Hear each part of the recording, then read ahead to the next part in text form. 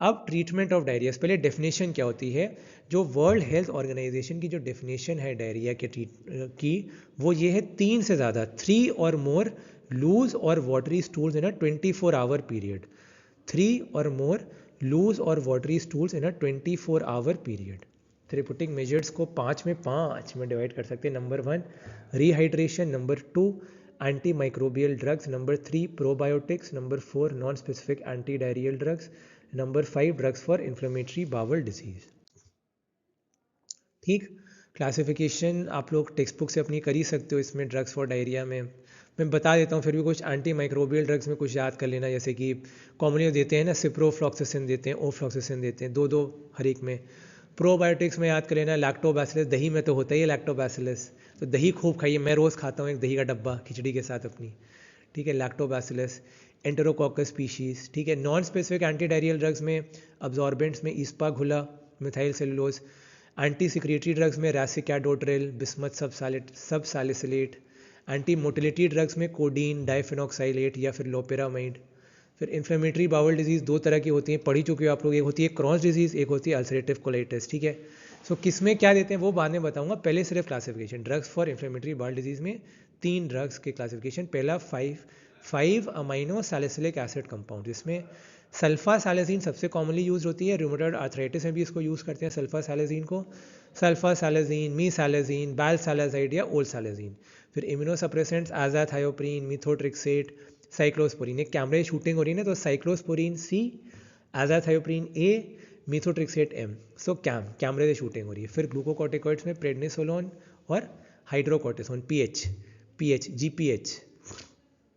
GPS सब लोग use करते हैं, global navigation system, global positioning system, सबके मोबाइल फ़ोन है, मेरे में भी है ग्लोबल पोजीशनिंग सिस्टम, जीपीएस। सो जीपीएस से याद करते हो, जीपीएच, जीपीएस नहीं जीपीएच। जी से ग्लूकोकॉर्टिकॉइड, पी से प्रेडनिसोलोन, एस से स्टीरॉयड। सो जीपीएस भी हो सकता है, ठीक है। मोबाइल फ़ोन का जीपीएस हेल्प करता है इन्फ्लेमेटरी बाउल डिजीज़ के मरीज को, चाहे वो क्रॉन्स हो चाहे अल्सरेटिव हो। जीपीएस, जी से ग्लूकोकॉर्टिकॉइड, पी से प्रेडनिसोलोन, एस से स्टीरॉयड, हाइड्रोकॉर्टिसोन, ठीक। अब सबसे पहला डायरिया में क्या होगा, ओरल रिहाइड्रेशन थेरेपी। देखो ओआरएस के सैचेट्स मिलते हैं, वर्ल्ड हेल्थ ऑर्गेनाइजेशन जो है उसने अलग अलग सैचे बना रखे हैं ओआरएस के। ये आपको हर स्वास्थ्य केंद्र पे आपको आराम से मिल जाएंगे, इसको प्लीज़ रखिएगा अपने पास, मैं भी अपने रूम में रखता हूँ। कभी भी इमरजेंसी किसी को आ सकती है तो 5-6 खरीद के रख लो, एक मुश्किल से 3-4-5 रुपये का आता है एक सैचेट जो है, ठीक है। तो आराम से, तो मेजॉरिटी ऑफ केसेस में आपने सिर्फ ओआरएस ही दे देना है। ओआरएस को घोलो पूरा 1 लीटर पानी में, 1 लीटर की पानी की बोतल आती है, ओआरएस का पूरा पैकेट पलटाया और उसको कंज्यूम कर लिया विद इन से 6 to 7 आवर्स, मैक्सिमम 24 घंटे में, उससे ज़्यादा नहीं, क्योंकि ओआरएस के अंदर ग्लूकोज होता है, ग्लूकोज की वजह से बैक्टीरियल ग्रोथ हो सकती है। तो अगर बना के रखा हुआ है ऐसे तो बहुत अच्छा है, 5 से 6 घंटे में खा के ख़त्म करो, खा पी करके, बट अगर नहीं हो रहा तो 24 घंटे में, ठीक। माइल्ड फ्लूइड लॉस होता है ना, 5 to 7%, 5 से 7% बॉडी वेट कम होता है, उसी का लॉस होता है, तो उसमें दे सकते हैं। अब सबसे इंपॉर्टेंट इसमें पूछा था कि ग्लूकोज को नमक के साथ क्यों मिला के देते हैं ओआरएस, मतलब ओआरएस में हम प्लेन नमक देना, हम क्यों चीनी दे रहे हैं साथ में, क्योंकि जो चीनी होती है, जो ग्लूकोज होता है, वो नमक के साथ इसलिए रहता है because it capitalises on the intactness of glucose coupled sodium reabsorption. जो ग्लूट ट्रांसपोर्टर होता है ना, GLUT, वो सोडियम के साथ मिल के घुसता है, ये सोडियम और ये ग्लूकोज, ठीक, ये सोडियम और ये ग्लूकोज दोनों मिल के घुसते हैं। सो इसीलिए ज़रूरी होता है, और ये इंटैक्टनेस हमेशा रहती है, इवन जब सारे मैकेनिज्म फेल हो गए हैं, सोडियम और ग्लूकोज का जो होता है कपल्ड अब्जॉर्प्शन वो होगा ही होगा, ठीक है। रेट ऑफ एडमिनिस्ट्रेशन डिपेंड करता है on the degree of dehydration and the capacity of the patient to drink it. So इसमें उनको कहा जाता है मरीजों को कि आप प्लीज़ छोटा छोटा ये ओआरएस का फ्लूइड लीजिए, छोटे छोटे हर घंटे, जब तक कि जो फ्लूइड लॉस है वो मेड अप ना हो गया हो, ठीक है। सब्सिक्वेंटली फिर वो डिमांड ऑफ द पेशेंट जैसा कि मरीज़ को लगे उसके अनुसार करेंगे।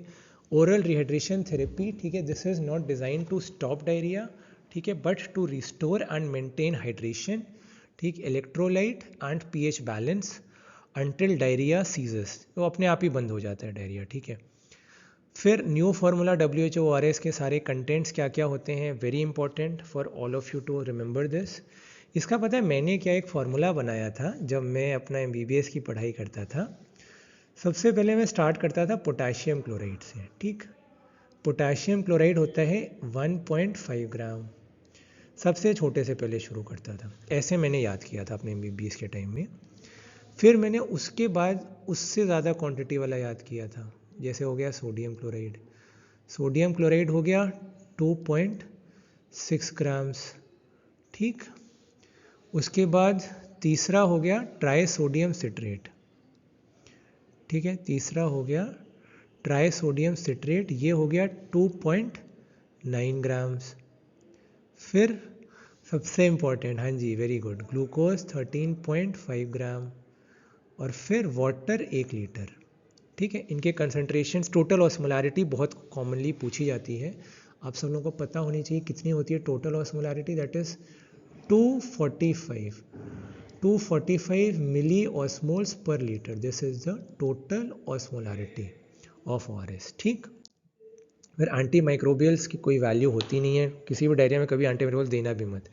एंटीबायोटिक एसोसिएटेड होता नहीं डायरिया जनरली, क्योंकि नॉन इन्फेक्टिव कॉजेज़ में तो इरिटेबल बाउल सिंड्रोम हो गया, coeliac disease, pancreatic enzyme deficiency, thyrotoxicosis, ठीक है, रोटा वायरस या दूसरा वायरस, फिर माइल्ड साल्मोनेला, ठीक है, फूड पॉइजनिंग, ठीक है, टाइफाइड वाला। फिर सीवियर डिजीज़ में यूज़फुल होता है जैसे कि travellers diarrhoea, enterotoxigenic E coli, campylobacteria viruses की वजह से अगर हो तो ciprofloxacin, norfloxacin, doxycycline, tetracycline, rifaximin acts locally in the gut lumen, rifaximin acts locally in the intestine का जो ल्यूमेन होता है। फिर इन्वेजिव डायरिया में सीवियर केसेस जिसमें कि ब्लड और म्यूकस होता है, स्टूल्स में बुखार होता है, क्रैम्प्स होते हैं caused by enteropathogenic E coli, shigella, non typhoid salmonella, Yersinia enterocolitica. This needs to be treated empirically by cotrimoxazole, ciprofloxacin, ofloxacin और doxycycline.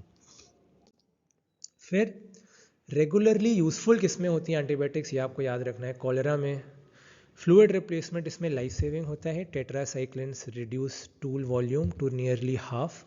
Co-trimoxazole combination of sulfamethoxazole trimethoprim बता ही चुका हूँ। नॉरफ्लॉक्सासिन, ठीक है, नॉरफ्लॉक्सासिन इज बेसिकली फ्लोरोक्विनोलोन। फिर erythromycin macrolide. फिर campylobacter jejuni में norfloxacin and other fluoroquinolones to control diarrhoea, then erythromycin as a macrolide.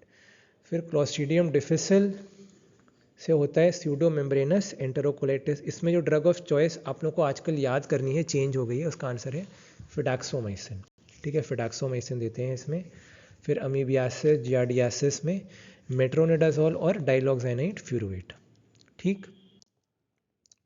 फिर प्रोबायोटिक्स माइक्रोबियल सेल प्रिपरेशंस होते हैं जिसमें या तो लाइव कल्चर्स होते हैं या lyophilised powders which are intended, जो रिस्टोर करते हैं और हेल्दी गट फ्लोरा को मेंटेन करते हैं। Recolonisation of the gut by non pathogenic lactic acid forming bacteria and yeast helps. Organism most commonly use है लैक्टोबैसिलस, दही में होता है, मैं रोज़ एक डब्बा दही खाता हूँ खिचड़ी के साथ, आप भी खाया करो, दही अच्छा लगेगा। फिर बिफाइडो बैक्टीरियम, तीसरा स्ट्रेप्टोकोकस फीकैलिस, फिर enterococcus species and the yeast saccharomyces boulardii, yeast saccharomyces बाउलार्डी,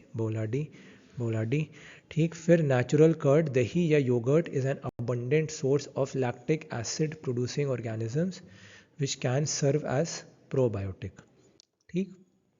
फिर non specific anti diarrhoeal drugs में एक हो गया anti secretory drugs, racecadotril enkephalinase inhibitor, ठीक है। This basically prevents the degradation of endogenous enkephalins, ठीक है, which are mainly delta opioid receptor agonists, ठीक है। Racecadotril decreases the intestinal hyper secretion without affecting motility. Motility appears to be regulated through mu receptors by lowering the mucosal cyclic adenosine monophosphate due to enhanced enkephalin action. इसको short term treatment of acute diarrhoea, secretory diarrhoeas में देते हैं और बच्चों में भी दे सकते हैं। अब आप लोगों से बात करने जा रहा हूँ about anti motility drugs. These are opioid drugs which increase the small bowel tone and segmenting activity, decrease the propulsive movements and diminish intestinal secretions while enhancing absorption. इसको सैक्रम से आप लोग याद कर ही सकते हो, actions on mu opioid receptors, S से सेडेशन, ठीक है, बाकी बता ही चुका हूँ, सी से constipation. Major action mu opioid receptors पे होता है on the enteric neuronal network. Direct action is on intestinal smooth muscle and secretory और absorptive epithelium. has also been demonstrated. Delta receptors promote absorption and inhibit secretion. Mu receptors enhance absorption and decrease the propulsive movements. Loperamide is an opiate analog with major peripheral mu-opioid and additional weak anticholinergic property. It is more potent than codeine. इसकी water solubility बहुत poor होती है, so little is absorb from intestine. Entry into brain is negligible. CNS effects बहुत rare होते हैं. Opiate like action होता है motility पे. Loperamide also inhibits intestinal secretion. Then side effects abdominal cramps, rashes, contraindicated absolutely in acute infective diarrhea.